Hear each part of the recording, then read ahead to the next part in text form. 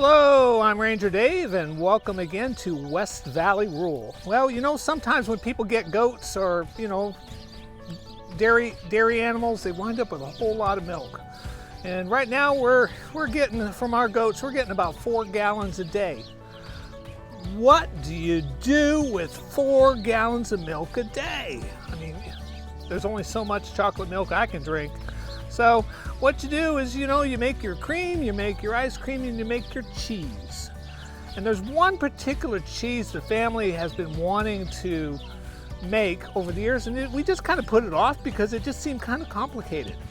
Well, it's not complicated. And that's what we're going to be doing today. We're going to be making mozzarella cheese. Yeah, the stuff that goes on your pizza. So if you get it right, you may never have to buy mozzarella cheese again. And that's where we're at. We're never going to have to buy mozzarella cheese again because it's our mozzarella. So we're going to go, it's a hot day out here, so we're going to go in the kitchen and let's get busy making some mozzarella cheese. Okay, so what are we doing? We wanted to make a video on mozzarella cheese. We use a lot of milk around here, and hey, we found a simple recipe for mozzarella. Essentially, you use 2 ingredients: liquid rennet, citric acid, to formulate your cheese curds, and then a microwave to heat the cheese rather than like a double boiler type thing where you can heat it over hot water and all that. That's a pain in the butt. So just heating this up to 55 degrees Celsius, adding citric acid, then you heat and stir it to 88 degrees. Then you add the rennet. You cook it until it's like 105 degrees, and then you start, once the cheese curds are formed, you start forming the actual mozzarella, because mozzarella is a cheese that has to be stretched. So you have to heat it up and stretch it for the molecules of the cheese to start. Why does it need to be stretched? Otherwise it's tough and chewy and it does not taste like mozzarella. So I think that's about 55 degrees now. So we're going to add, this is the citric acid. How much is that you're adding? What's the ratio?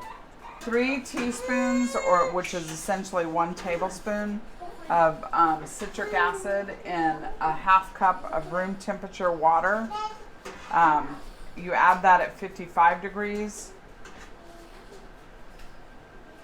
And then stir it until it reaches 88 degrees. So I'm going to adjust this so I can tell. Okay. Right about the 90 degrees right there. So we're going to go with that on that mark. So we're just heating and waiting. So just heating and waiting. And so that's going to take a minute, but it will come up to 88 degrees. And then we do what? You add the rennet, cook it a few more minutes. So the ratio is 55 degrees. You add the citric acid. Okay, 88 degrees, you add the rennet. Yeah. And I'll give you the link to the recipe. So Ruby found it really like 30-minute mozzarella, and literally it takes like 30 minutes. So it's just a slow. And we're making a lot of it now. We are, because I pulled 12 jars for cream today, and I thought, oh, we have an empty shelf for milk. Then I forgot the 2 gallons that were in the freezer chilling from this morning's run. So we don't really have an empty shelf. So What's the consistency? Oh. Well, it just, that citric acid kind of, that's like your fat molecules kind of thing. Doesn't really, that's not cheese. That's just, fat molecules. Fat from the thing. Now the recipe, it does state that a fat milk content is better than like the non-fat kind of thing, because cheese is fat. So when you use a lower fat content milk, you're going to get a tougher cheese. So the difference between like a non-fat cheese and full fat cheese is in how the cheese melts and how it reacts when you're cooking it. You can tell a good pizza place that uses top of the line mozzarella because it will be stringy and it'll stretch and you get, when you take that bite of pizza, you've got cheese stringing off of you. Mozzarella that is low fat will not do that. It'll break more easily. Yeah, breaks more easily. And That's doesn't. interesting to know. Yeah. So a high quality place for your pizza. For if your high cheese quality is mozzarella very when it stringy. strings way out there. Yeah. Okay, so we're just waiting for 88. All right. Yep. You gotta cook it. Takes several minutes. You want to raise the temperature slowly because again you're waiting for that citric acid and all that stuff to kind of commingle with the curds and make all that stuff. So if you heat it too fast, you're not going to get a good curd breakout from that. You want to heat it slowly, allow those milk molecules to start separating themselves, and just do it, medium low heat.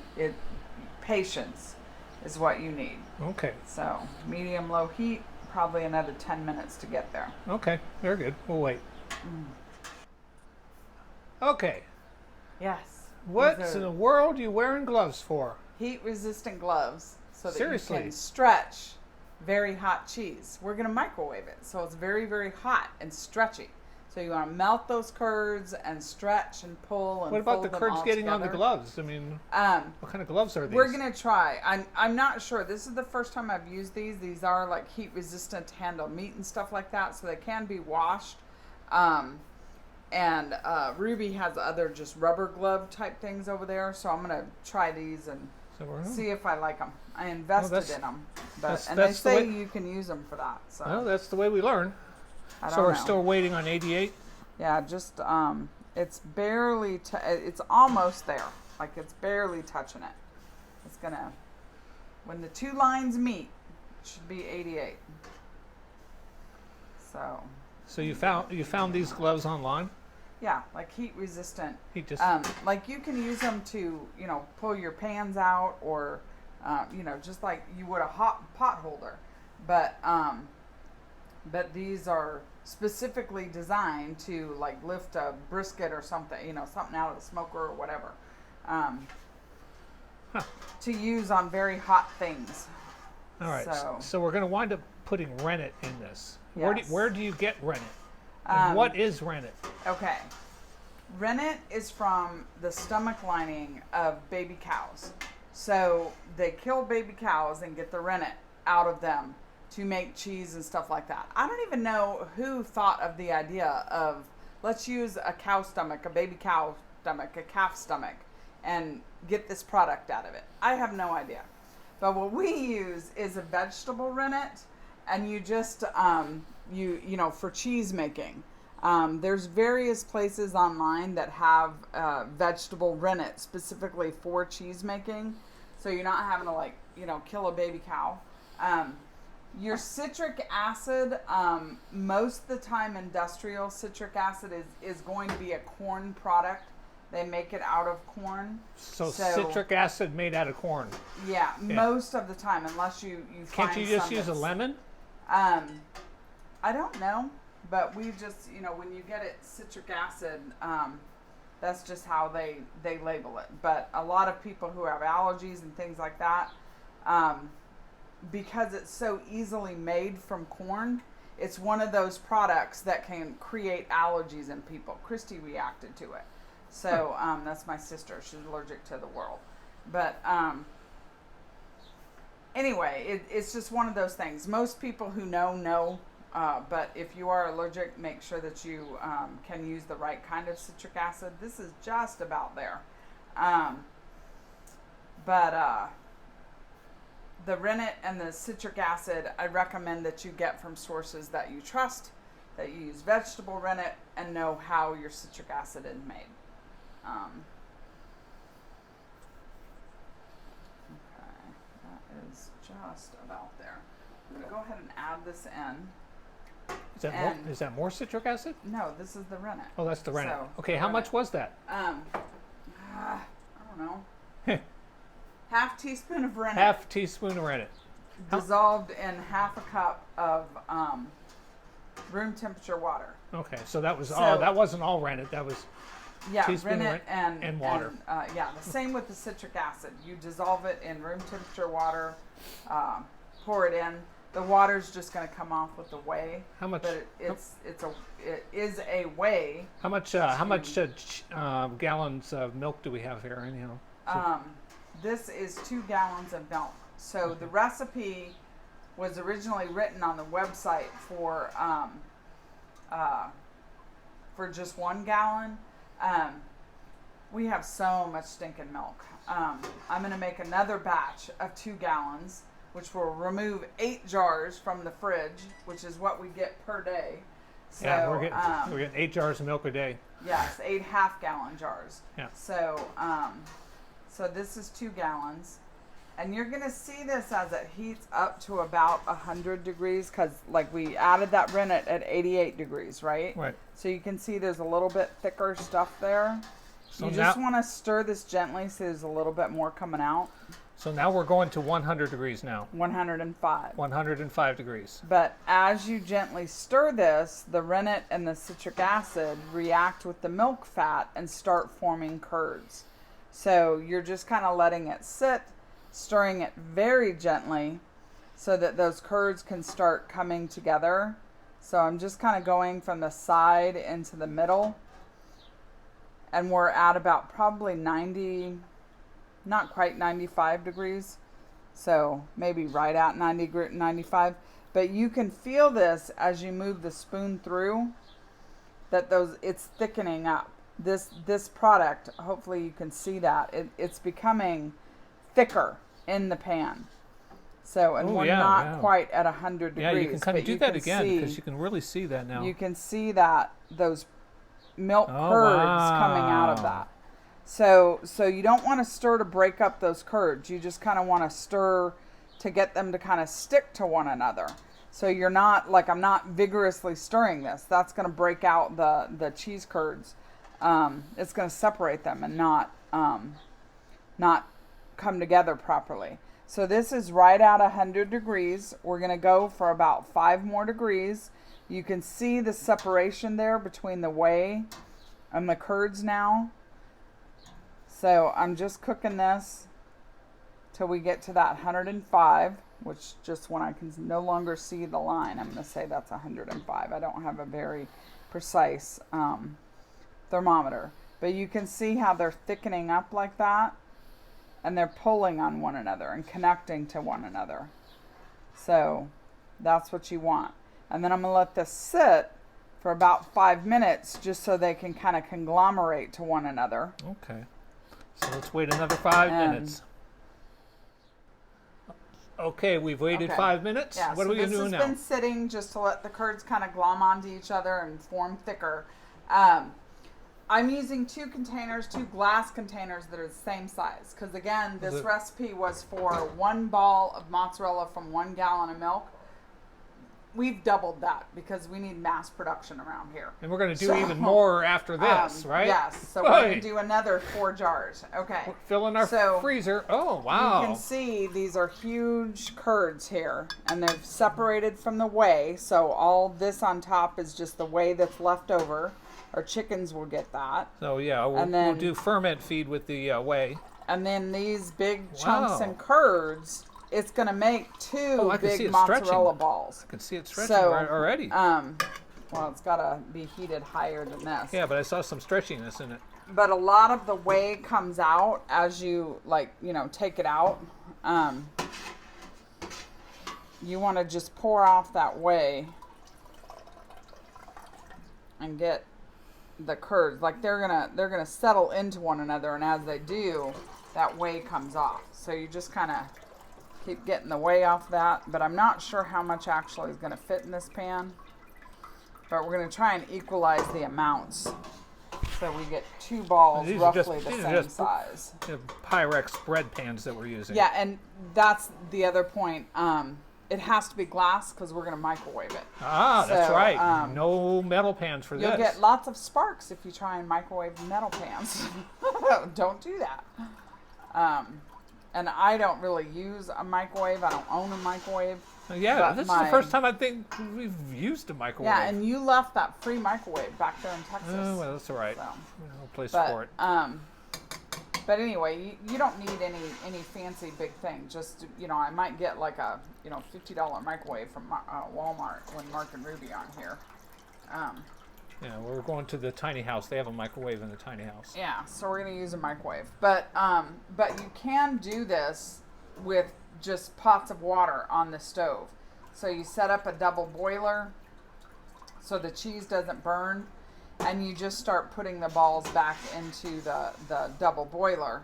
Pan set over another water heat source. Okay.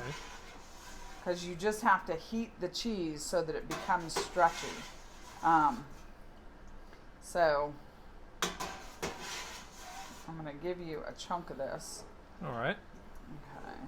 You can, because it's like kind of tough and chewy right now. But when we stretch it, it's going to become that delicious, yummy mozzarella that we love. And then on the Sabbath, we're probably going to make some pizza. Yeah. So, yeah. Just try that. Film yourself. Turn it around. Oh. It was kind of tough, right? No, not necessarily. Well, it didn't taste. It didn't. It doesn't really taste like much because it's mozzarella. It doesn't quite taste like mozzarella just yet. So, didn't have that stretchy feel just yet. But that's what we're going to do next. This a little bit. Let me pour off more of that here. All right. And it sits, you get more that way. Alright, so I'm going to I'm pressing it down a little bit so that I can roughly separate it in half. And clean hands. Separate that.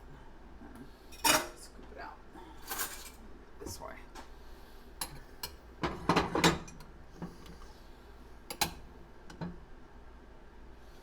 There we go. Hey, not bad. All right. Oh, wow. So that's about half and half. So I'll go use their microwave and start stretching it and see what we get. Just keep pouring off that way. That way it's going to separate and you pour it off. Okay. All right, we're going to go to the microwave. Okay, so this is the first 1 minute microwave? Yes. Yeah. Stupid thing. There you go. Oh, it wasn't turning. Yeah.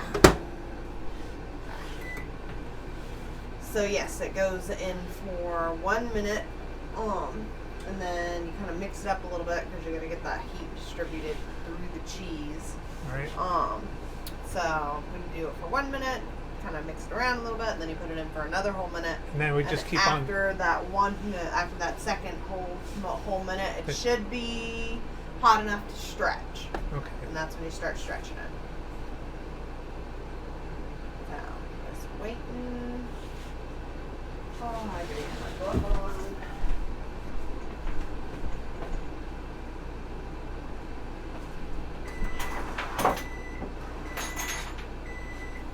Alright. Okay. And it's going to have some liquid in there, so you got to pour that liquid off. All right. We're going to go do real quick. Emailed the yet. Okay. So it's got to go in. So you kind of just mix it up a little bit. So it looks a little crumbly yet. Yep. But it's almost melty. Okay. So this is why it's got to go in for 1 more minute. One more minute. And then you just keep on repeating the process. Yep. Okay. So you're, a few tablespoons, quarter cup at a time, so maybe, we're still getting is what's coming off. Anything sticking We're on gonna those gloves? No. Look at so that. these That's are pretty like good. heat. And you can see how stretchy that is now. Wow. So That's looking like actual mozzarella. You're just kind of those gloves are really pushing working it there. over. Yeah, I'm going to put the other one on and start stretching it as well. But you just want to keep squeezing out the whey and keep stretching.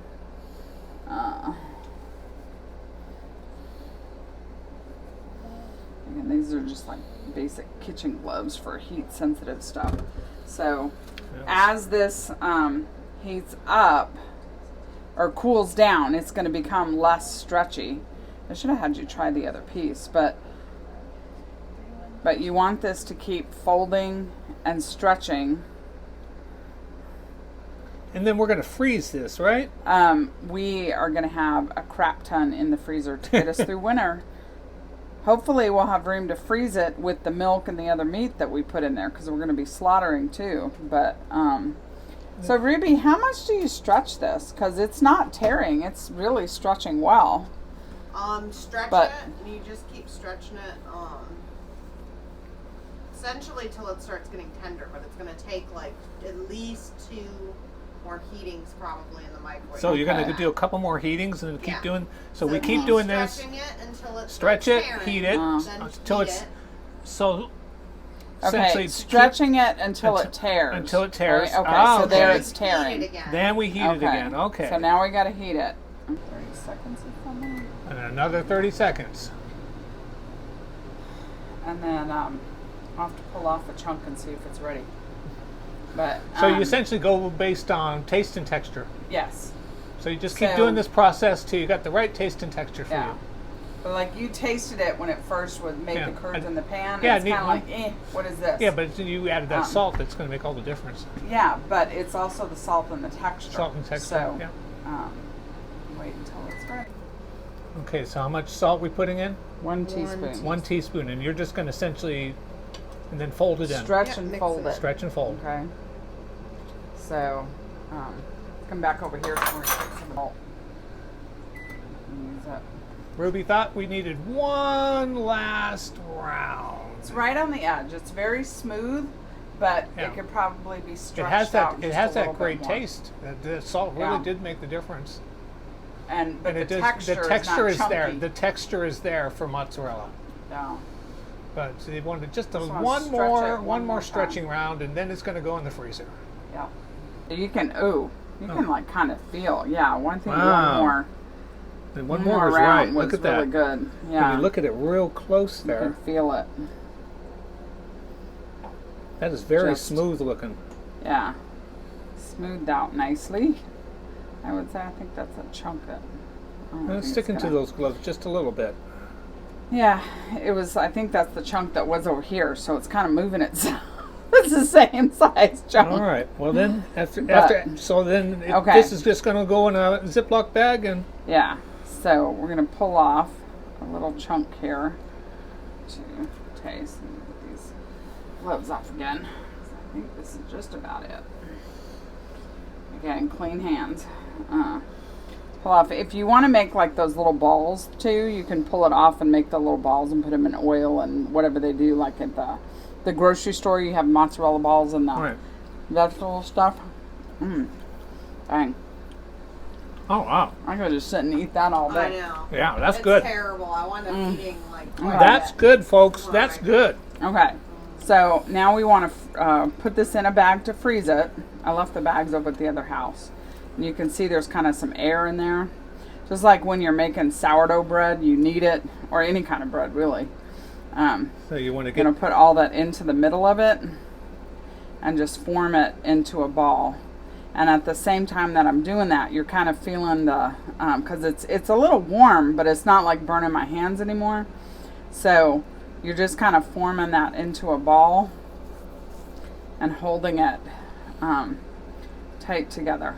There it is. And it's going to be a rough shaped ball. But I'll put that in my freezer bag. And there's your mozzarella ball. You know, it just has air in it. You don't want air in cheese. It's never a good thing. So, just kind of smoosh it all. It doesn't have any air in it. And leaves you a nice size ball. Oh, there it is. Okay?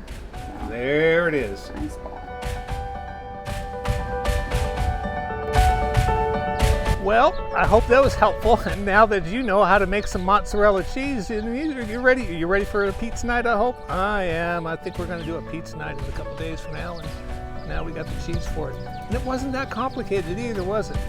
So just remember, folks, It's not the size of the kitchen, it's the person behind the stove that matters. And we'll see you next time on West Valley Rule, and I'm Grange Dave. See you next time.